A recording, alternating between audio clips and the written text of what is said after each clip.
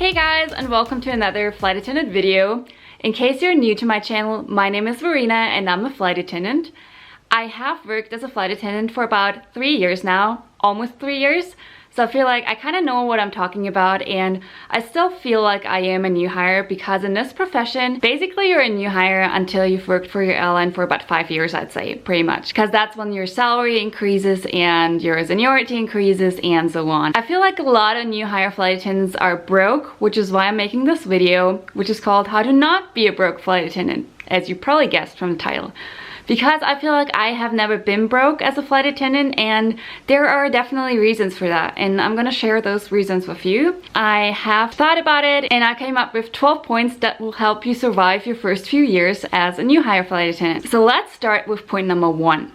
Do your research. That is such a crucial point. You really need to do your research on airlines, on bases, and all of that. There's so many different airlines that have different bases around the world. It will depend whether you're flying for a regional carrier or a mainline carrier, like how much you make a month. You can also check on Glassdoor. I feel like Glassdoor is pretty good with like wages and salaries and all of that, and you can also speak to some flight attendants. If you're interested in a certain airline, you can check with them and ask them how much they make an hour. And that's another thing, check how many hours your airline is going to have you work, because for instance for my airline I'm guaranteed 70 flying hours per month.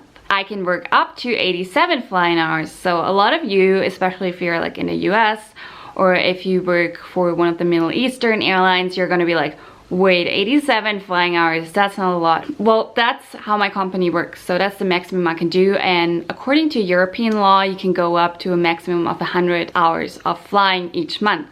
So I couldn't do like 120 hours like some other flight attendants I know in other countries can.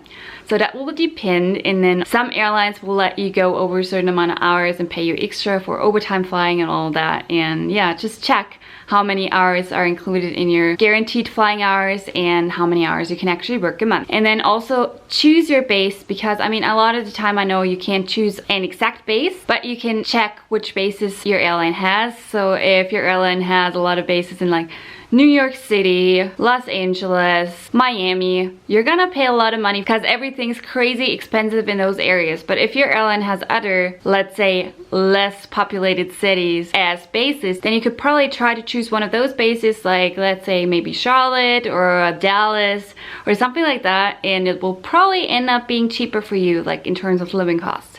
So definitely do your research. Don't just think about international trips. And I know a lot of people are like, oh, I want to go mainline because then I can go to Europe, to Asia and all that. Well, the thing is, a lot of new hires are going to be in reserve for a while, so you're probably not going to get all of those trips straight away, because a lot of people with a higher seniority are gonna pick those trips, from my experience. Point number 1, do your research. Let's go on with point number 2.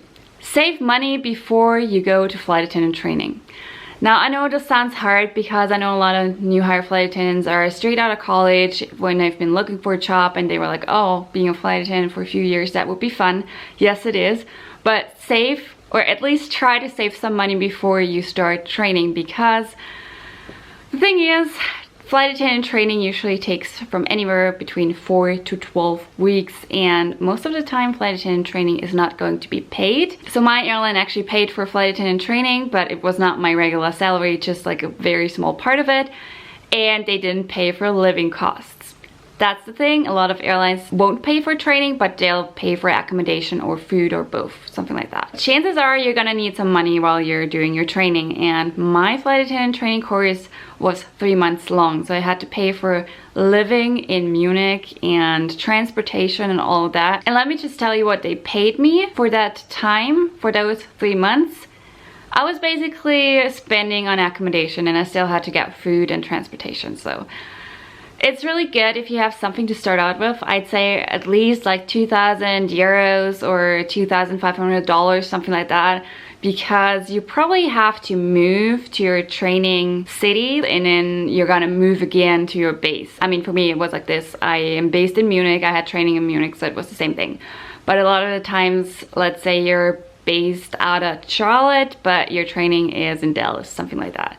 So plan for that, and if you have some money in your bank account, it's gonna be so much easier, because that's the main problem that a lot of people go to training and expect to earn money, and at first you're just not. You're just there. You need to get to training, you need to eat, you probably want to go out with your training course colleagues because it's just fun to like do stuff with them, but you need money for that. So I'd say at least have some money in your bank account and work a job before you go to flight attendant training. You can work a job for a couple of months and then apply, or even if you apply, choose your starting date so that you have enough money by then. So save money before flight attendant training is crucial. I mean, there are ways if you don't have any money before going to training, and you can probably take a loan, but keep in mind you have to pay that back. So if you have some money beforehand, it will work out so well for you. Then let's go on with point number 3. If you are moving after training, which you probably are, doesn't matter if you're moving into a shared apartment, if you're moving into your own apartment and you're buying furniture, buy used furniture, because furniture is so expensive and chances are you're gonna move to another base at some point in your life anyways. So if you buy used furniture, you can actually save a lot of money. If you buy everything brand new, it's gonna be so expensive. So I did buy most of my furniture new, but I still have it, and I bought it from IKEA, so it wasn't that expensive. I shopped around for like sales, but I did buy some stuff used, which kind of worked out well, right? Let's continue with point number 4, budget. Budgets are everything. Chances are that you haven't had a budget before. I know a lot of people have budgets, but I also know a lot of people live from paycheck to paycheck. And I mean, that's great if that works out for you, but for me, I have to budget. And the way I budget is I'll accumulate all of my expenses for a month. And when I know that something's coming up, I'll just add that to my list of bills. And then I'll give myself allowances. For instance, for my layovers, I'll at least save, let's say, 70% of my per diem, because you do get a per diem for every hour you're away from your base. So the way I like to choose trips also is I like to choose trips to destinations that are sort of cheap, because your airline is going to pay for the hotel, but you still have to pay for food. So I'll try to get like takeout while I'm there. And then I like to choose destinations where there are free activities. So free activities are always nice, and that's actually point number 5. Do free activities, choose free activities. I know there are a lot of things that you can do for free. I know you can go ahead and spend $50 for going to an amusement park or something, or even $100, but you can also just go to the beach or something in LA and spend your time there. So that would be something to consider, like doing free stuff. So point 4, budget. Stick to your budget. That's a good point too, because if you have a budget and you don't care, it doesn't really make sense, you know. So I try to stick to my budget, and then I try to choose free activities. Now let's continue with point number 6. Bring your own food. It's also healthier, probably, because I know you can eat the food on a plane. I do that a lot on long haul flights, because you can't really take food outside of Europe, like to the US or somewhere, or if you're in the US, you can't really take food to, let's say, Asia or Europe. But whenever I'm flying short haul, I always bring my own food. So I meal prep, I'll bring healthy snacks and all of that, and then I don't really have to get food when I'm somewhere else, and I don't really have to eat out. So that's something to keep in mind. And also it's usually healthier, because the airplane food, let's be honest, it's not the healthiest choice you can make. And another thing is, when you're home, just make your own food. Don't get takeout all the time. Don't eat out all the time, because making your own food is so much healthier and so much cheaper. You probably save about $10 to $15 on a meal when you make your own food, and you can actually make more of that food, put it into the freezer, and once you get back from a trip, just heat it up and you're good to go, you know? So that's why I like to make my own food. Then step number 7, it kind of goes together with the budgeting step. So try to save money. I know a lot of people think, okay, I got a big paycheck, let's spend that money. Because when am I going to be able to treat myself again? Because maybe your next huge paycheck with like a bonus and stuff is not going to be for another 6 months or something. Well, the thing is, if you save money now, you're going to have that money later. It's not going to run away, you know? So you have to think about your retirement, you have to think about future bills. Like for instance, for me, 2 months ago, my car didn't work anymore. I had to pay like 2,000 euros to get it fixed. That's like $2,200. That's a lot of money. So if you have money in your savings account, you're not gonna be in trouble once something like this happens. So I always try to save money. For me, I usually try to save about 1,000 euros a month, which is $1,100. I'll put that towards my savings account. I'm very lucky because I live in a country where education is basically free, so I don't have any debt from college or anything like that. And also we do have a pension system, so you do get paid, like once you're retired, you do get paid from the state, which is really nice. But if you don't have that, like if you live in the US, you have to think about your like 401k and stuff. So try to put some money aside, because you don't want to work until you're like 100 years old, do you? Think about that. I know a lot of people my age, I'm 26 by the way, but still a lot of people my age are like, oh, I'm in my mid-20s, I don't really have to think about that time. Yes you do, because the more you save now, the less you have to save later, and the more you have to spend later on. So if you save money, you're just, you know, you're not as stressed either, because you know you've got all of that money in your savings account. And if something happens, or if you want to go on that vacation, you just take your money out of there and you're good to go. And then you save some more money. I don't always restrict myself, but I'll just try to set that budget and stick to it, because if I stick to it, I know that I'll have the money later on, and then I can actually do fun stuff with that money at some point. Or maybe you want to buy a house at some point. You do need some money for that. I mean, yeah, you can take out a mortgage, but you still need some money, you know? So that is point number 7, try to save money and put it into a savings account or retirement fund or something. Then point number 8, that kind of goes together with saving money. You guys know about my living situation. So I have lived with roommates in Salzburg before, then I moved in with my ex-boyfriend. We built our own house basically, and now I'm living in Salzburg again because things didn't work out. But I could have afforded to get my own apartment. But think about it, you're probably gonna be gone at least like half of the month, if not like 2/3 of the month, and you're not gonna be there. And I don't really wanna spend all that money on an apartment that I'm not really gonna use.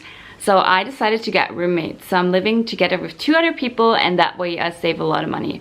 My rent is about 420 euros per month, which is about 450 US dollars. So that way I'm able to save a lot of money. I mean, I could save even more money if I'd restrict myself, but I like the way my life is going right now. I like my lifestyle pretty much. And that's why I thought I'd spend $450 on rent and save the rest. It's been working out well for me. So that's something to consider. Get a roommate, move in with your partner, and save on rent. Now, let's go on with point number 8. I know a lot of people have a second job, and as a flight attendant, you can't actually work a second job because you're always gonna be on rest time after a trip. And I mean, if you're a new hire and you're on reserve a lot, it depends on your airline obviously, but if you're a new hire and you're on reserve a lot, it's actually gonna be hard for you to work a second job. I do get that, but you can always do like some online work, even if it's correcting or proofreading papers and stuff, you can always do that. But you can just get a second job and then work that job when you're not flying. I don't have a second job because I don't really feel that I need it, and I know how to spend my time well, because I do stuff besides flying, like this YouTube channel for instance. But if you feel like you're not making enough money from flying, then you can always get a second job, and then you can actually improve your earnings every month. Oh, by the way, I think I just said that was point number 8. That's actually point number 9. So anyways, point number 9 is get a second job if you want to make more money and you feel like you're not making enough money as a flight attendant. So let's continue with point number 10. You have to figure out what you really need and what you really need to spend your money on. So I, for instance, used to buy a lot of makeup I didn't need, a lot of makeup I didn't even use. So I'd get all of the brand new stuff, whether it was, what was it called? That Jaclyn Hill highlighter that everyone was talking about. And I think I used that, I think it was called Champagne Pop, wasn't it? It was from Becca, I remember that. But I think I used it like maybe 3 times. And it's so sad because that was really expensive. And I'm like, well, what I learned is now I only buy makeup that I really use. So my makeup bag is not huge. If you want to see my makeup bag, let me know and I can do a video on that. But I don't take a lot of makeup with me because I feel like I only take whatever I need with me, and all of my makeup is basically in that one makeup bag because I'm not using anything else, and it doesn't make sense for me to actually spend money on it and then it's gonna go off and then you can't use it anymore. And that's why I don't really buy a lot of new makeup. I just buy the makeup that I know I'm gonna need, also for flying, and that saves a lot of money. And also you can sell some of your stuff. If you know that you're not gonna wear those clothes, you can sell them. Or you can also donate them, but if you sell them, you get money for them. I've actually sold a lot of my old makeup, and yeah, that's got me an extra $100 or something, and that's something I put towards my savings. So point number 10, sell the stuff that you don't need and only buy stuff that you really do need. Because I mean, I know how we all are, right? We're girls, or if you're a guy, you're probably still gonna buy stuff that you don't need. So think about it and double check if you really need it before you buy it. So let's continue with point number 11. I'm a girl, I like getting my hair done and stuff, but the thing is, if you want to have like platinum blonde hair and you have dark hair to start with, it's probably gonna be really expensive, like the upkeep of a hairstyle. Keep that in mind. You can save so much money on it. Like, that's my natural hair color, and that saved me so much money because I used to dye my hair, but now I don't anymore. Like, my bills in terms of going to the hairstylist, they have gone down so much. And also, like, getting your nails done. I know a lot of people like that. I would like to get my nails done too, but for me, it's just too expensive. Yeah, I could afford it, but I want to save that money. That's why I do my own nails, and that's something you can think about too. Like, you can even do your own gel nails or dip powder. That's what I've been doing recently. And that saves you so much money, because I know people who spend over $100 on their nails every single month. And yeah, that's gonna come out of your budget if you do that. I'm not telling you that you shouldn't go to the hairdresser or that you shouldn't get your nails done. It's just something that can actually save you money. That's why I mention it. And then I've got one last point, point number 12. Treat yourself now and then, because if you restrict yourself all the time and you don't allow yourself to actually buy some stuff that you like or treat yourself to a massage or something, you're gonna be really frustrated, and I don't want that, and you don't want that. So just treat yourself to something now and then, especially after you've reached your goal. So for instance, after you've saved your first $3,000 or something, treat yourself to something, and you're gonna feel good about it, and it's probably gonna become a habit, because after a while you're like, oh, after I've saved like 5 grand, I can treat myself to this and that, and then I'm gonna go on vacation or something, and it's just something to look forward to, and that keeps you motivated. And those are my 12 steps on how not to be a broke new hire flight attendant. I hope you enjoyed them. I hope they were helpful, because this video has actually been highly requested. I've actually been getting so many messages recently from people asking me how I can afford vacations, like going to Australia in March, or how I can actually afford doing all those fun activities whenever I'm at a layover, and that's how I can afford all those things. I can actually do another video on layover budgeting if you're interested in that, because I have also been getting questions about that. And by the way, I know I don't do a lot of sit-down videos, but it's something I want to include more, because I feel like I've worked within the airline industry for a while now, and I've actually got knowledge that I can share with you guys. And I do want my channel to become more informative, so I do want to include more of those sit-down videos. So let me know if you have any other questions that you want me to answer. I do have quite a long list of videos I want to make in the future, and I feel like I'll probably go to a posting twice a week schedule right now. So I do want to post every Thursday and every Sunday. So my videos should be up at 8 p.m. Austrian time, which is 2 p.m. New York City time, in case you're wondering, every Thursday and Sunday. I really hope you enjoyed this video. Don't forget to leave a comment below, like the video, subscribe to my channel if you haven't done so yet, and make sure that that bell thingy is turned on, because otherwise you're not going to get notified whenever a new video is out. Thank you guys so much for watching, and I'll see you soon. Bye bye.